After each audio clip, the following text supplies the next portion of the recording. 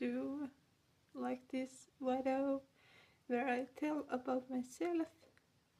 I have do TikToks, but I want to start do YouTube videos like some kind of creepypasta cosplay, and I want to the cosplay videos in English, and my English is not very good, I know that, and you can always fix my sayings in the comments if you want.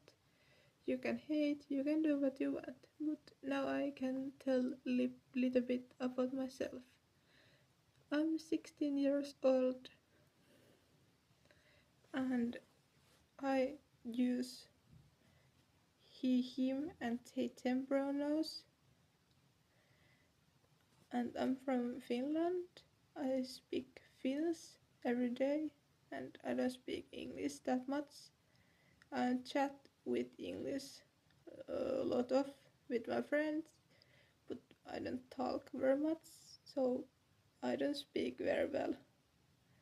And I'm sorry about that, but I want to do these videos in English because a lot of people who knows creepypastas, everything like that, they are speaking English, and like that I want found other creepypasta